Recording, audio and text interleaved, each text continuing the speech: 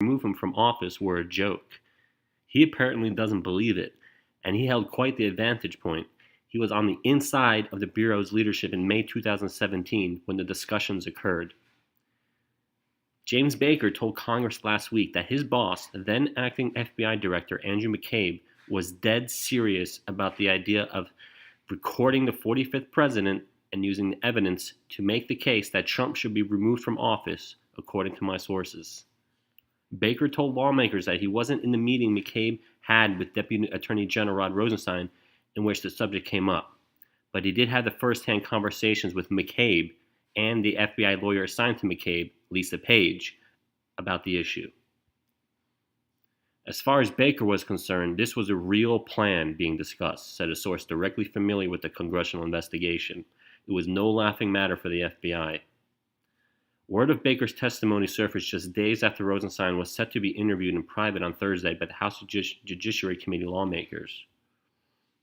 Since the New York Times first reported the allegations, Rosenstein, the number 2 Department of Justice official, has tried to downplay his role in them. His office has suggested that he thought the discussions were just a joke, and that Rosenstein never gave an order to actually carry out such a plot, and that he does not believe Trump should be removed from office.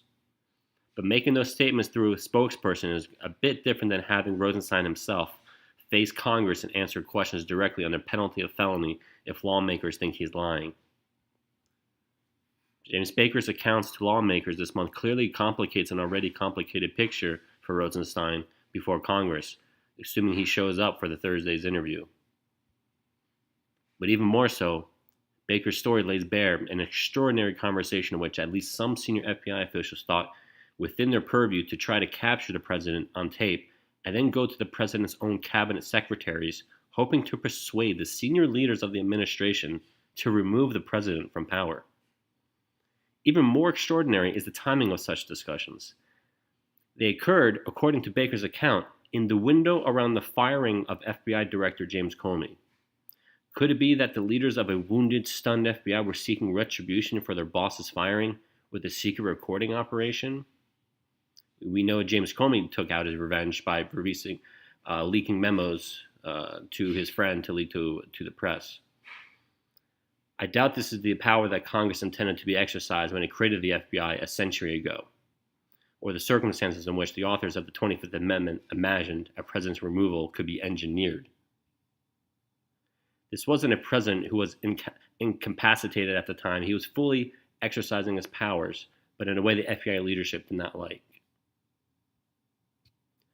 And that makes the FBI involvement in the tape record, then dump Trump conversations overtly political, even if Rosenstein believed the whole idea was just a joke.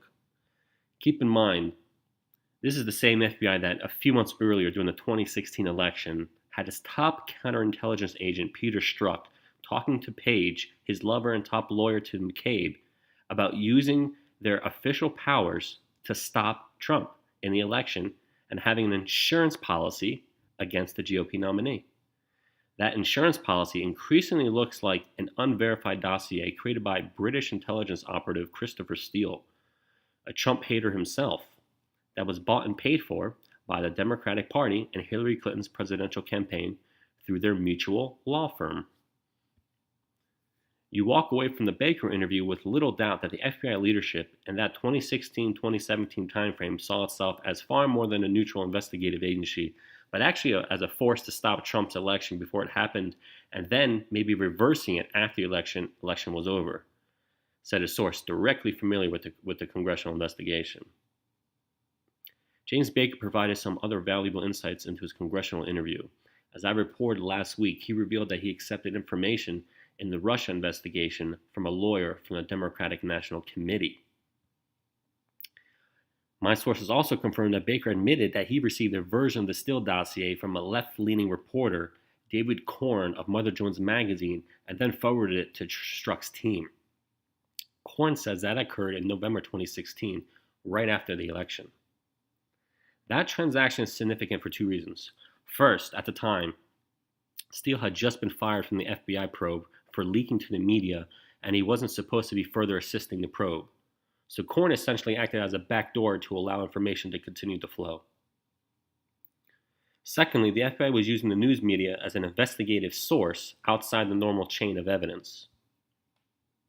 Whatever you think of Rosenstein or the Russia probe, the statements Baker made to Congress have implications for all Americans, and all Americans should take this very seriously. Democrat, Republican, Independent, the ones you call communists, Antifa people. This is all very serious stuff. The FBI was created to investigate crimes and stop foreign intelligence and terrorism threats. It was never designed to be a broker in the political process of elections or the execution of the 25th Amendment, or for creating and leading crimes and then coming down on those crimes.